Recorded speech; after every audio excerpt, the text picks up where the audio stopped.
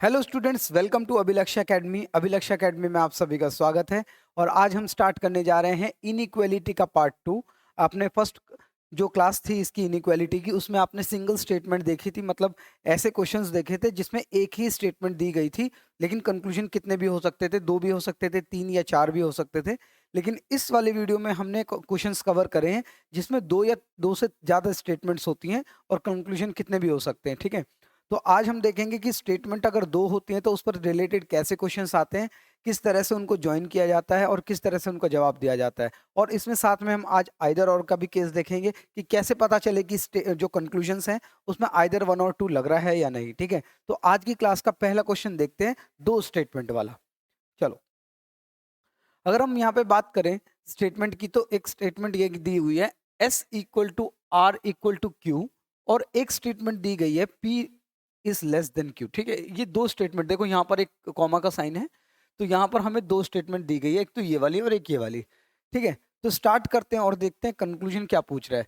पहला कंक्लूजन पूछ रहा है S और P के बारे में। अब आप ये देखोगे कि जो S है वो कहीं ना कहीं इस वाली स्टेटमेंट में है, और जो P है वो कहीं ना कहीं सेकंड वाली स्टेटमेंट में है। मतलब एक ही स्टेटमेंट नहीं है। अगर एक स्टेटमेंट होती तो हम उसका जल्दी से हम प्रेफरेंस के हिसाब से सिंबल्स देख के हम आंसर दे सकते थे, लेकिन यहाँ पर अलग अलग स्टेटमेंट है।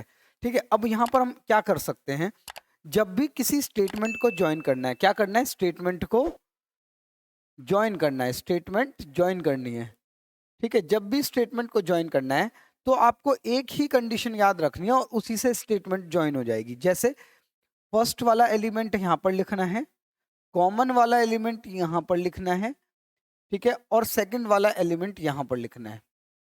अगर ये फॉर्मेट आप याद रखेंगे तो आपकी ज्वाइनिंग, मतलब 2 स्टेटमेंट को ज्वाइन करने का सबसे आसान तरीका आपको मिल जाएगा। ठीक है, अगर हम बात करें यहाँ पर कि कैसे हम इसको कर सकते हैं, तो देखो सबसे पहले कंक्लूजन देखो किस किस के बारे में, एस और पी। तो पहला स्टेटमेंट एस हो गया और दूसरा स्टेटमेंट हो गया पी, तो वो यहाँ पर लिख लिया फर्स्ट वाला एलिमेंट, ठीक है, और सेकंड वाला एलिमेंट यहाँ पर। ठीक है, पहला एलिमेंट एस था, सेकंड एलिमेंट पी है। ठीक है, एस यहाँ पर लिख लिया, पी। अब आप ये देखोगे कि एस यहाँ पर था और पी यहाँ था, तो इन दो स्टेटमेंट में कोई ना कोई एलिमेंट जरूर कॉमन होगा, कोई ना कोई एलिमेंट जरूर कॉमन होगा। कौन सा है, देखो क्यू। क्यू कहीं ना कहीं यहाँ पर भी और यहाँ पर भी है, तो जो कॉमन एलिमेंट होगा स्टेटमेंट्स के अंदर वो कहीं ना कहीं आपको यहाँ पर लिख देना है। ठीक है, अब हमारे लिए काम आसान हो जाता है। कैसे, अब आप देखोगे एस और क्यू के बीच में क्या रिलेशन आएगा। तो हमने कहा देखो, अगर मैं एस और क्यू के बीच की बात करूं तो एस और क्यू के बीच में 2 तरह के सिंबल है। प्रेफरेंस के हिसाब से मुझे ये लेना पड़ेगा, मतलब क्यू की तरफ पॉइंट होना चाहिए और साथ में इक्वल टू। तो क्यू की तरफ पॉइंट होना चाहिए और साथ में इक्वल टू, तो एस और क्यू को प्रेफरेंस के हिसाब से हमने एक सिंबल दे दिया।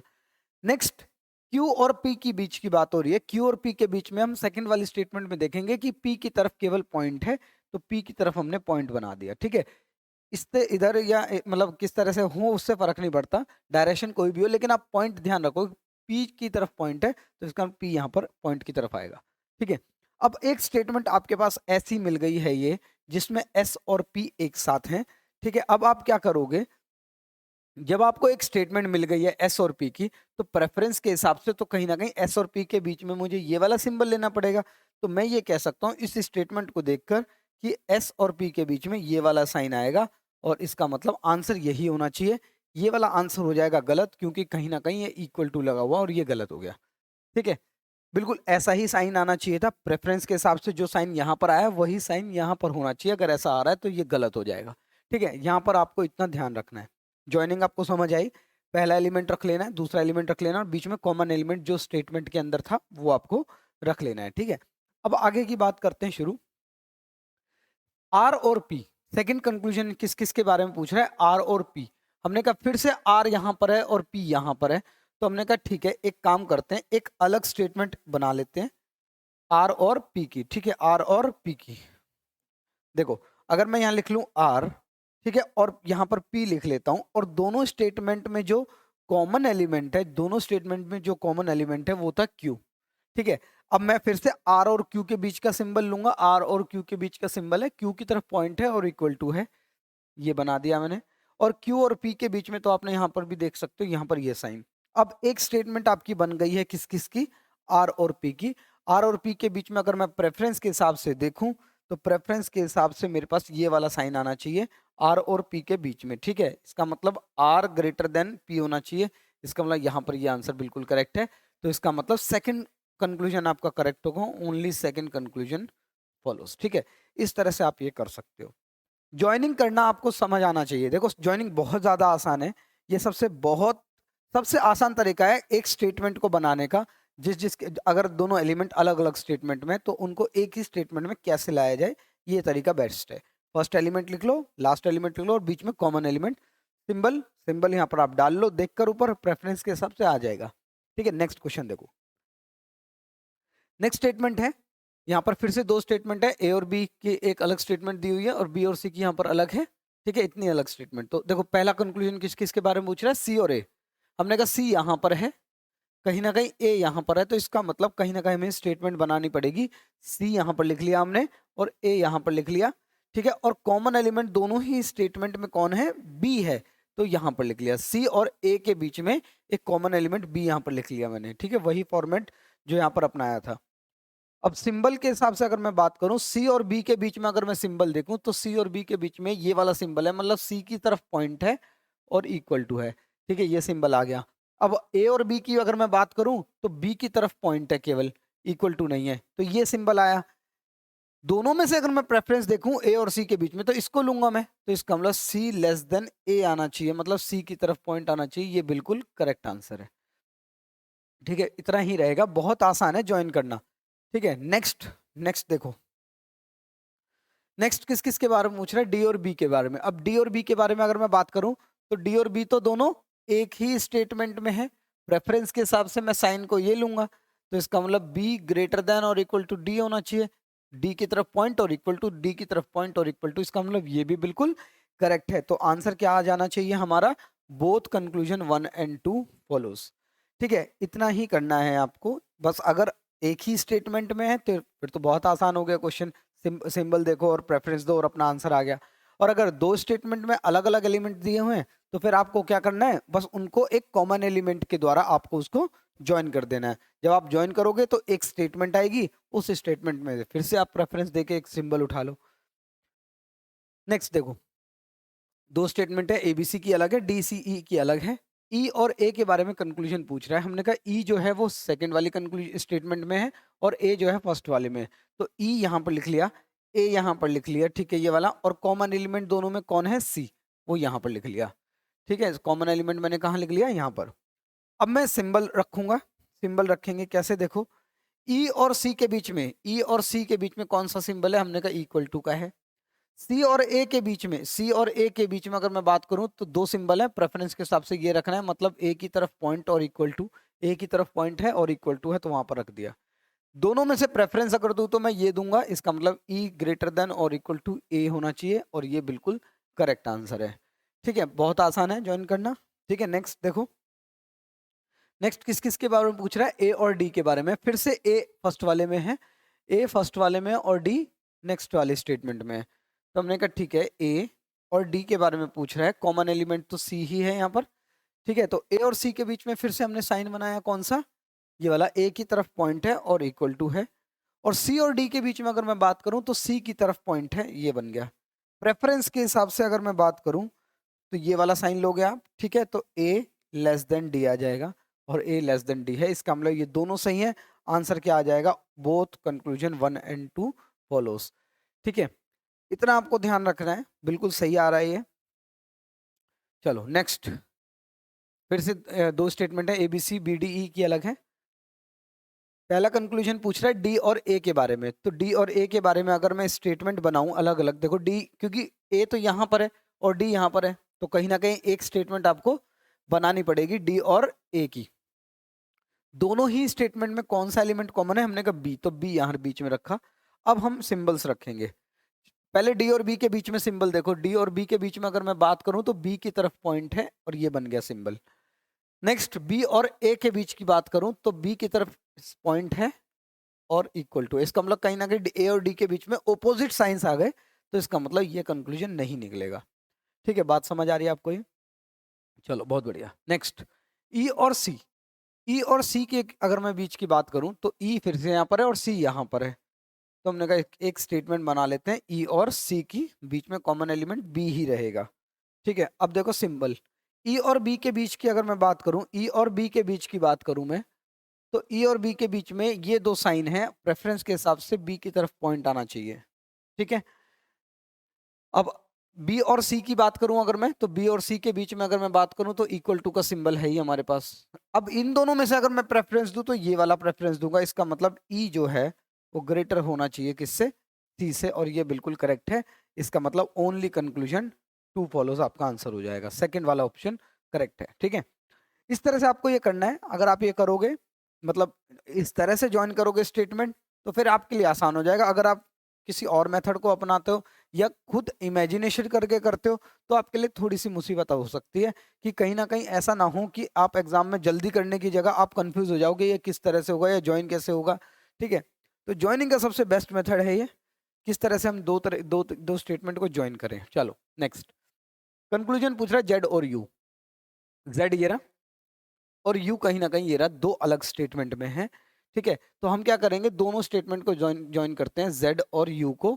ठीक है, जेड और यू को ज्वाइन करते हैं और कॉमन एलिमेंट दोनों ही स्टेटमेंट में कौन है, तो हमने कहा भाई देखो जेड डब्ल्यू, डब्ल्यू कॉमन है ना, डब्ल्यू कॉमन है, तो हमने कहा ठीक है डब्ल्यू इन दोनों स्टेटमेंट को ज्वाइन करवाएगा। अब जेड और डब्ल्यू के बीच में सिंबल रखें तो जेड की तरफ पॉइंट है, बिल्कुल है। ठीक है, डब्ल्यू और यू के बीच की अगर मैं बात करूं, डब्ल्यू और यू के बीच की बात करूं, तो दोनों में से प्रेफरेंस देंगे तो डब्ल्यू की तरफ पॉइंट आएगा, ये रहा।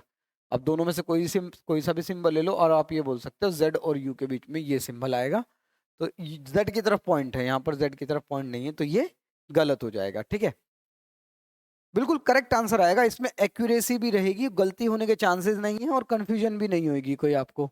नेक्स्ट देखो, डब्ल्यू और टी की बीच की बात कर रहा है, किसके, डब्ल्यू और टी के बीच की बात कर रहा है। डब्ल्यू ये रहा और टी ये रहा, कहीं ना कहीं एक ही स्टेटमेंट में, तो ज्वाइन करने की जरूरत नहीं है। डब्ल्यू और टी के बीच की बात कर रहा है, तीन तरह के सिंबल है, प्रेफरेंस इसको या इसको दी जा सकती है, तो टी ग्रेटर देन डब्ल्यू, तो और टी डब्ल्यू की तरफ पॉइंट है, यहाँ पर भी डब्ल्यू की तरफ पॉइंट आ रहा है, तो ये कंक्लूजन क्या हो जाएगा, बिल्कुल करेक्ट हो जाएगा। ठीक है, बहुत आसान है ये चीजें, मतलब आपको ये छोड़ के नहीं आने हैं बिल्कुल भी। ये 5 नंबर बैंक के एग्जाम्स में आते हैं और किसी अदर एग्जाम में अगर बात करो तो एक आध क्वेश्चन, एक से दो क्वेश्चन आ जाते हैं। बैंक में तो ये 5 नंबर के आते ही आते हैं, इनको छोड़ना नहीं है बिल्कुल भी। ठीक है, चाहे आप एसबीआई का एग्जाम ले लो, चाहे एबीपीएस का कोई भी एग्जाम ले लो, ठीक है, एलआईसी का कोई एग्जाम ले लो, तो उनमें सभी में ये कवर होता है और 5 नंबर के क्वेश्चन आ जाते हैं। और ये गलती होने के चांसेस नहीं है, 5 नंबर आपके बिल्कुल फ्री गए, आप लेके ही चले जाओगे। ठीक है, चलो नेक्स्ट, अगर मैं बात करूं स्टेटमेंट के L M N M O P की, और यहाँ पर दो कंक्लूजन दिए हैं, तो जेड और यू के बीच की बात कर रहा है। ओके, यहाँ पे क्वेश्चन गलत है, यहाँ पर छोड़ो, नेक्स्ट क्वेश्चन देखते हैं। यहाँ पर R S W X Y R और पी हमें दिया हुआ है, और पी और एक्स के बीच की बात कर रहा है। देखो पी ये रहा और एक्स कहीं ना कहीं सेकंड वाली स्टेटमेंट में है। ठीक है, तो पी और एक्स को ज्वाइन कर लेते हैं, पी और एक्स को ज्वाइन कर लेते हैं, और दोनों में स्टेटमेंट में कॉमन कौन सा वर्ड है, हमने कहा भाई देखो आर कॉमन आ रहा है, देखो ये आर ये रहा, और इस वाली स्टेटमेंट में भी कहीं ना कहीं आर कॉमन है। ठीक है, अगर बात करें यहाँ पर पी और आर की, पी और आर के बीच की बात करें, तो सिंबल क्या है पी और आर के बीच में, इक्वल टू का सिंबल है, वो हमने बना लिया। ठीक है, नेक्स्ट अगर मैं बात करूं आर और एक्स के बीच की बात, तो आर और एक्स के बीच की अगर मैं बात करूं तो कई सारे सिंबल हैं, प्रेफरेंस के हिसाब से ये लेना पड़ेगा, मतलब आर और एक्स के बीच में ये वाला साइन आएगा और एक्स की तरफ पॉइंट होगा। ठीक है, ये सिंबल आया। अब ये दो सिंबल है पी और एक्स के बीच में, तो हम प्रेफरेंस कौन सी देंगे, हम ये वाली देंगे, मतलब पी जो है ग्रेटर होना चाहिए एक्स से, और यहाँ पर पी जो है ग्रेटर है एक्स से, इसका मतलब ये बिल्कुल करेक्ट है। ठीक है, बहुत अच्छा क्वेश्चन था ये, अगर आप वैसे करोगे तो कंफ्यूज हो जाओगे। चलो, y और x के बीच की बात करें, y कहाँ पर है, हमने कहा ये रहा, और x कहाँ पर है, कहीं ना कहीं दूसरी स्टेटमेंट में है। ठीक है, तो y और x के बीच की बात करते हैं, y और x कॉमन एलिमेंट क्या है, r, ज्वाइनिंग कर लेते हैं इसकी। y और r की अगर मैं बात करूं, देखो अगर y और r के बीच की बात करूं तो आप ये कहोगे y और r के बीच में y की तरफ पॉइंट है और इक्वल टू भी है, यही वाला साइन आएगा बिल्कुल। अब आर और एक्स के बीच की अगर मैं बात करूं, आर और एक्स के बीच की बात करूं, तो कई सारे सिंबल हैं। प्रेफरेंस के हिसाब से बिना इक्वल टू वाले को लेना था, मतलब एक्स की तरफ पॉइंट होना चाहिए ये वाला, तो कहीं ना कहीं ये ओपोजिट हो गए यहाँ पर। तो वाई और एक्स के बीच में कोई कंक्लूजन नहीं निकाल सकते, और आंसर क्या आ जाएगा, only first follows, only first follows. ठीक है, ध्यान रखना है इसका। नेक्स्ट देखो, MOLTED, एक ही सिंगल स्टेटमेंट है यहाँ पर। ठीक है, सिंगल स्टेटमेंट है। अब देखो, टी और ओ की बीच की बात कर रहा है। टी और ओ के बीच में ये दो सिंबल्स हैं, किसी को भी ले सकते हो, या तो इसको इसको, क्योंकि अलग अलग सिंबल नहीं है तो प्रेफरेंस भी नहीं देखनी हमें। तो ओ और टी के बीच में ये सिंबल आ गया, इसका मतलब ये गलत हो गया, ओ और टी के बीच में, क्योंकि इक्वल टू के साइन नहीं है यहाँ पर, और यहाँ पर लेस देन का साइन नहीं है। लेकिन अब आपको यहाँ पर ध्यान रखना है कि जब जब भी कभी कंडीशन देखो, इसका आंसर दोनों गलत नहीं है, इसका आंसर क्या आ जाएगा आपका, आइदर 1 और 2 आएगा। इसका आंसर क्या आएगा, आइदर 1 और 2। कैसे, देखो, जब भी आपको क्या करना है, पहली बात तो जो मैंने अभी तक मेथड बताया उस हिसाब से दोनों कंक्लूजन जो आपने स्टेटमेंट बनाई है वो गलत होने चाहिए। उसके बाद आप ये देखोगे कि दोनों कंक्लूजन गलत हो गए, उसके बाद आप देखोगे कि क्या दोनों के जो एलिमेंट है टी और टी और ओ, इसका मतलब दोनों में एलिमेंट क्या है, बिल्कुल सेम है। अगर ऐसा है तो जो स्टेटमेंट आपने बनाई है ना, उसको ब्रेक कर लो, आप ब्रेक कर लो। ब्रेक कैसे करोगे, इन दोनों सिंबल्स को अलग कर लो, मतलब ओ ग्रेटर देन टी होना चाहिए था, या ओ बराबर टी होना चाहिए था, है ना। इस साइन का मतलब तो यही था, या तो ऐसा होगा या ऐसा होगा। अगर यही दोनों कंक्लूजन, एग्जैक्टली यही कंक्लूजन अगर यहाँ पर लिखे हैं, मतलब टी की तरफ पॉइंट है, हाँ बिल्कुल, और इक्वल टू है, हाँ बिल्कुल, तो इसका मतलब अगर यही स्टेटमेंट है तो उसमें तो और लग रहा है ना, इसका मतलब यहाँ पर क्या आ जाएगा आपका, आइदर 1 और 2 आ जाएगा इस कंडीशन में। पहली कंडीशन थी दोनों गलत होने चाहिए, एलिमेंट दोनों में सेम होने चाहिए, और अगर सेम है तो स्टेटमेंट को तोड़कर क्या ये दो कंक्लूजन ही यहाँ पर लिखे हैं, तो अगर ऐसा है तो आइदर और का केस इसमें बिल्कुल लग जाएगा। ठीक है, ध्यान रखना है, आइदर और केस कब लगेगा, जब दोनों कंक्लूजन गलत होंगे तभी लगेगा, वैसे नहीं लगेगा। ठीक है, अगर एक सही है और एक गलत है, नहीं, दो कंक्लूजन गलत होने चाहिए, उसके बाद आइदर और का केस लग सकता है। ठीक है, चलो नेक्स्ट। यहाँ पर PLANK शब्द दिया हुआ है, पहला कंक्लूजन पूछ रहा है पी और सी के बारे में, पी ये रहा और सी कहीं ना कहीं ये रहा सेकंड वाली स्टेटमेंट में। तो दोनों स्टेटमेंट को ज्वाइन करते हैं, सी और पी को, कौन सा एलिमेंट कॉमन है, हमने कहा कि ए कॉमन है, यहाँ पर भी ए है और यहाँ पर भी ए है। ठीक है, अब बात करते हैं सी और ए की। सी और ए के बीच में ये वाला साइन है, मतलब ए की तरफ पॉइंट है और इक्वल टू है। और ए और पी के बीच की बात करें, ए और पी के बीच की बात करें, तो कहीं ना कहीं पी की तरफ पॉइंट है और इक्वल टू है। अब अगर मैं सी और पी के बीच की बात करूं, तो सी और पी के बीच में कहीं ना कहीं ये सिंबल ही आएगा, क्योंकि दोनों सेम सिंबल्स हैं। ठीक है, अब हमने क्या करा, इस हिसाब से देखें तो ये भी गलत है और ये भी गलत है, लेकिन अब हमने कहा कि ऐसा सिंबल तो नहीं है इसलिए गलत हो गया, यहाँ पर भी नहीं है ऐसा इसलिए गलत हो गया। अब आप देखो क्या एलिमेंट सेम है, हमने कहा सी और पी, पी और सी कहीं ना कहीं एलिमेंट दोनों में सेम है। अब क्या करेंगे, इस स्टेटमेंट को ब्रेक करते हैं कि भाई सी ग्रेटर देन पी, या पी या सी इक्वल टू पी।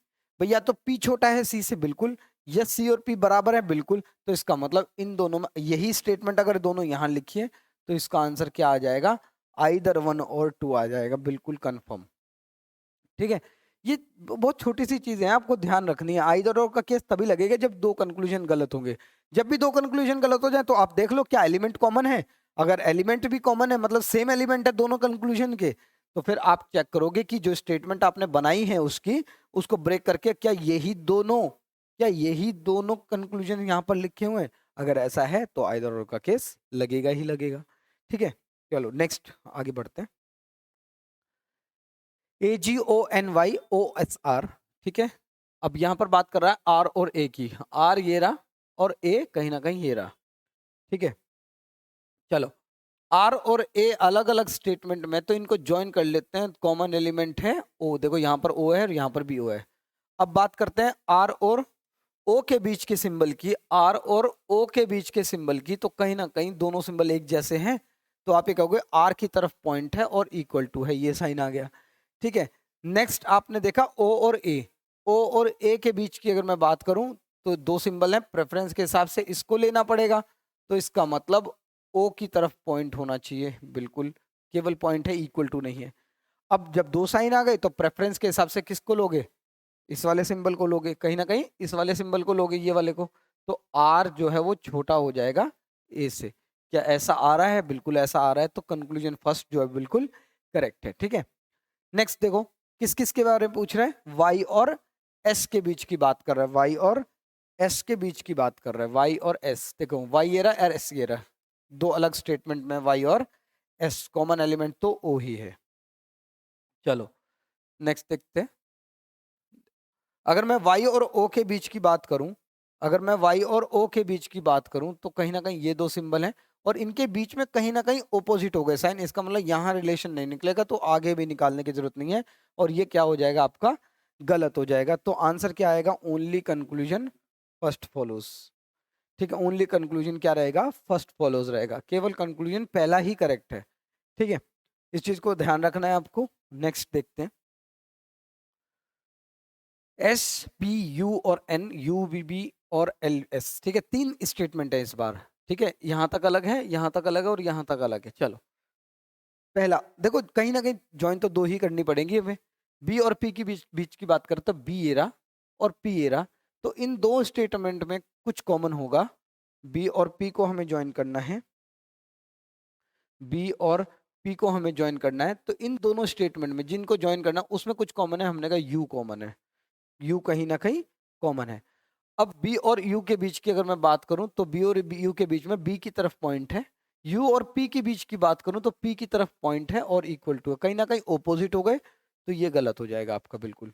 ठीक है, फर्स्ट कंक्लूजन क्या हो गया? गलत। देखो यहाँ पर बी और पी के बीच में कंक्लूजन जो है नहीं बन पाएगा, क्योंकि कहीं ना कहीं सिंबल ओपोजिट हो गए। नेक्स्ट अगर मैं बात करूं एल और यू की, एल और यू की अगर मैं बात करूं, तो यहां पर आप कहोगे कि भाई एल कहां पर है? हमने कहा ये रहा एल, और यू कहां पर है? हमने कहा यहां पर भी है, लेकिन इन दोनों में कुछ कॉमन नहीं, तो यू ये ले लेते हैं। ठीक है, एल और यू बिल्कुल। अब इन दोनों में फर्स्ट और थर्ड वाले में, फर्स्ट और थर्ड वाले में कहीं ना कहीं एस कॉमन है, तो हमने कहा कि एल और यू की जो अगर मैं स्टेटमेंट बनाऊं, अगर मैं एल और यू की कोई स्टेटमेंट बनाऊं, तो दोनों ही स्टेटमेंट में, फर्स्ट और थर्ड वाली स्टेटमेंट में कहीं ना कहीं एस कॉमन है, तो एस के द्वारा इन दोनों स्टेटमेंट को जोड़ा जा सकता है। तो एल और एस के बीच की बात करूं तो एल की तरफ पॉइंट है और इक्वल टू है, ये बना दिया। और एस और यू की बीच की बात करूं तो इन दोनों में से सिंबल्स जो है कोई सा भी ले लो, ये और ये, तो एस की तरफ पॉइंट है और इक्वल टू है। इसका मतलब दोनों में से कोई सा भी साइन लोगे तो एल और यू के बीच में ये वाला साइन आएगा, और इसका मतलब ये बिल्कुल करेक्ट है, ऑप्शन नंबर 2 फॉलो हो जाएगा आपका। ठीक है, बहुत आसान है ये चीज़ है बिल्कुल, मतलब प्रैक्टिस करो, और प्रैक्टिस करके ना इतना अपने आप को पक्का कर लो कि जब एग्जाम में बैठे हम तो एकदम क्लिक हो जाए क्वेश्चन। मतलब वहां पर हमें ये ना करना पड़े कि ये कैसा क्वेश्चन आ गया। प्रैक्टिस इतनी होनी चाहिए कि हर एक सवाल को हमने कभी ना कभी छेड़ा हुआ हो। ठीक है, इतनी प्रैक्टिस होनी चाहिए। ऐसा ना हो कि एग्जाम में बैठ के आप ये कह रहे हो ये तो कभी पढ़ा ही नहीं है हमने। ठीक है, या इस तरह की स्टेटमेंट देखी नहीं थी, तीन तरह की। प्रैक्टिस करते रहो बस आप। चलो नेक्स्ट देखो, यहां पर अब दो स्टेटमेंट हैं और कहीं ना कहीं चार कंक्लूजन है, तो देखते हैं कौन सा, कैसे कैसे कर सकते हैं हम इसको। देखो फर्स्ट, टी और के बीच की अगर मैं बात करूं, तो टी यहां पर है और के यहां पर है, इसका मतलब एक ही स्टेटमेंट में है। टी और के बीच में क्या सारे सिंबल एक ही तरफ है? हमने कहा नहीं, इसका मतलब ये हो जाता है गलत। इसका मतलब ये क्या हो गया? गलत हो गया। चलो आगे बढ़ते हैं। एस और के बीच की बात कर रहा है, एस और के बीच की बात कर रहा है, तो एस ये रहा और कहीं ना कहीं के फर्स्ट वाले में है, तो एस और के को ज्वाइन कर लेते हैं, और दोनों ही स्टेटमेंट में क्या कॉमन है? एम कॉमन है। तो एस और एम के बीच में देखो सिंबल कौन सा आएगा? एस की तरफ पॉइंट आएगा। एम और के बीच की अगर मैं बात करूं तो कहीं ना कहीं एम की तरफ पॉइंट आएगा, ये आएगा। ठीक है, प्रेफरेंस के हिसाब से इसको देखना था। ठीक है, ये हो गया। अब ये कह सकते हैं एस और के बीच में ये सिंबल है, इसका मतलब ये बिल्कुल करेक्ट है, सेकंड वाला। ठीक है, अब आप अगर ऑप्शन पे अगर आप नजर मारोगे कहीं ना कहीं, तो देखो सेकंड वाला, इसमें केवल फर्स्ट और थर्ड सही आ रहे हैं, हमारा फर्स्ट गलत ही हो गया, ये गलत हो गया, इसमें भी ये गलत हो गया, कहीं ना कहीं फर्स्ट आ रहा है। इसमें सेकंड ऑप्शन ठीक आ नहीं रहा है, छोड़ो इसको। इसमें सेकंड ऑप्शन ठीक आ नहीं रहा है, ये रहा। इसका मतलब ये वाला आपका बिल्कुल करेक्ट होगा। इसका मतलब चार ऑप्शन कट गए, तो चौथा पांचवा आपका बिल्कुल करेक्ट है। ठीक है, मतलब इतना भी कर सकते थे कि सेकंड ऑप्शन और किसी में है ही नहीं हमारा। ठीक है, और किसी में सेकंड ऑप्शन है ही नहीं, तो इसका मतलब जो पांचवा है वो बिल्कुल करेक्ट है, क्योंकि एक ही ऑप्शन में सेकंड वाला करेक्ट आ रहा है। खैर, अभी के लिए प्रैक्टिस कर रहे हैं, तो बाकी को भी आप चेक कर लो कैसे होगा। ठीक है, चलो टी और यू की बीच की बात कर रहे हैं, टी और यू की बीच की बात कर रहे हैं, टी ये रहा और यू ये रहा। टी और यू के बीच की बात कर रहा है, इसका मतलब एम जो है वो एम तो कॉमन ही है, ठीक है। अगर मैं स्टेटमेंट बनाऊं टी और एम के बीच की, तो आप ये कहोगे कि एम की तरफ पॉइंट है और इक्वल टू है। यहाँ पर एम और यू के बीच की बात करें तो दोनों में से कोई सा भी साइन ले लो, यू की तरफ पॉइंट आना चाहिए। दोनों में से अगर इसको प्रेफरेंस दे तो ये आ रहा है टी बड़ा होना चाहिए यू से, ये बिल्कुल करेक्ट आ रहा है। देखो सेकंड एंड थर्ड तो मैंने करेक्ट ही बोले थे आपको। फोर्थ की अगर मैं बात करूं जी और यू, जी और यू, तो जी और यू की अगर मैं बात करूं स्टेटमेंट में, तो जी और यू अगर मुझे ज्वाइन करने हैं तो कहीं ना कहीं एम के द्वारा ही ज्वाइन हो सकते हैं। तो यू और जी और एम के बीच में इक्वल टू, एम और यू के बीच में कहीं ना कहीं यू की तरफ पॉइंट है। प्रेफरेंस के हिसाब से ये लेना है आपको। तो जी बड़ा होना चाहिए यू से, तो जी बड़ा नहीं है यू से, इसका मतलब ये गलत देखा। ऑप्शन से भी कर सकते, कितना टाइम हमारा बच जाता अगर मैं सेकंड और थर्ड और फोर्थ ऑप्शन को ट्राई ना करता। ऑप्शन पर देखा कि सेकंड ऑप्शन केवल एक ही में करेक्ट बता रखा है, तो बस वही आंसर है, ठीक है। ध्यान रखना है आपको इस चीज का। चलो नेक्स्ट, लास्ट है ये आज की क्लास का क्वेश्चन बिल्कुल। डी एम यू और ई, और यहाँ पर पूछा गया डी और ई के बारे में। डी और ई देखो, डी और ई कहीं ना कहीं एक ही स्टेटमेंट है, प्रेफरेंस के हिसाब से इसको और इसको ले सकते थे, तो डी बड़ा है ई से, करेक्ट। तो फर्स्ट वाला बिल्कुल करेक्ट आ रहा है, तो इसका मतलब ये वाला ऑप्शन गलत हो जाएगा, सेकंड वाला, क्योंकि इसमें फर्स्ट करेक्ट नहीं बताया है, ठीक है। None of the conclusion true, ये गलत हो गया क्योंकि इसमें आपका सारे ही गलत बता रहा है, फर्स्ट तो करेक्ट ही है। तो अभी अब आगे बढ़ते हैं थोड़ा सा, ई और जे के बीच की बात करते हैं। तो ई ये रहा और जे ये रहा, तो ई और जे के बीच की अगर मैं बात करूं, इनको ज्वाइन करना पड़े तो कौन सा एलिमेंट कॉमन है, हमने कहा यू कॉमन है, और यू की वजह से ये ज्वाइन हो सकता है। देखो नेक्स्ट, अगर ई और यू की बीच की बात करें तो ई और यू के बीच में कहीं ना कहीं ई की तरफ पॉइंट है और इक्वल टू है। यू और जे की बीच की बात करें तो जे की तरफ पॉइंट है और इक्वल टू, इसका मतलब ये दो साइन आएंगे, प्रेफरेंस कोई भी ले लो, तो ई जो है छोटा या बराबर हो जाएगा जे के, ठीक है। ये बिल्कुल करेक्ट है, सेकंड भी करेक्ट है, सेकंड भी करेक्ट है, इसका मतलब ये थर्ड वाला गलत हो गया क्योंकि इसमें सेकंड को करेक्ट नहीं बताया गया है। अब हमारे पास केवल चौथा ऑप्शन बचता है, क्योंकि इसमें चौथा नहीं है, इसमें चौथा है, ठीक है। क्योंकि थर्ड और थर्ड दोनों ही ठीक बताए हैं, तो थर्ड हम ट्राई नहीं करेंगे, केवल फोर्थ ट्राई करेंगे, डी और जे, डी और जे, ठीक है जी। डी ये रहा और जे ये रहा, कहीं ना कहीं स्टेटमेंट बनानी पड़ेगी डी और जे की। तो दोनों में कौन सा एलिमेंट कॉमन है, हमने कहा यू कॉमन है, ठीक है। तो डी और यू के बीच में अगर सिंबल दें, तो डी और यू के बीच में कोई सा भी ले लो, यू की तरफ पॉइंट आएगा। यू और जे के बीच की बात करें तो जे की तरफ पॉइंट, ये इक्वल टू, ये सही है आपका प्रेफरेंस के हिसाब से। तो डी जो है वो बड़ा होना चाहिए जे से, तो ये ठीक है, इसका मतलब फोर्थ करेक्ट है। तो इसका मतलब ये वाला भी ऑप्शन कट जाता है, तो आंसर क्या हो जाएगा, केवल आपका all the conclusion are true, ठीक है। थर्ड वाला हमने ट्राई करना नहीं क्योंकि जरूरत नहीं पड़ी, ऑप्शन कट गए सारे, ठीक है। तो इस तरह से आप टाइम बचा सकते हो ऑप्शंस की मदद से, ठीक है। और अगर आपको इसमें कोई भी डाउट है, आज की क्लास में अगर कोई भी डाउट है, तो आप टेलीग्राम का ग्रुप यूज कर सकते हैं, लिंक आपको डिस्क्रिप्शन में मिलेगा, ठीक है। अभिलक्ष्य अकेडमी नाम से आपका हमारा जो टेलीग्राम का ग्रुप है, आप उस पर मैसेज भेज सकते हो, कोई भी आपका डाउट है, ठीक है। और अगर आप आज की क्लास आपको पसंद आई तो आप उसको शेयर करें, सब्सक्राइब करें चैनल को, लाइक करें वीडियो को, ठीक है। और बस इतना ही हम आपसे कह सकते हैं। और नेक्स्ट क्लास में इनइक्वालिटी की जो नेक्स्ट क्लास रहेगी वो कोडेड इनइक्वालिटी रहेगी, मतलब वहां पर ये जो सिंबल्स हैं वो डायरेक्टली ना देकर वहां पर कहीं ना कहीं कुछ और सिंबल्स को यूज किया जाएगा, जैसे कि dollar, at the rate, hash, copyright, ठीक है। इस तरह के सिंबल्स को यूज किया जाएगा, उस पर आधारित सवाल रहेंगे, ठीक है। और वो जो है वो क्लास जो है वो हमारी इनइक्वालिटी सबसे लास्ट क्लास रहेगी। तो मिलते हैं आपसे नेक्स्ट क्लास में, थैंक यू।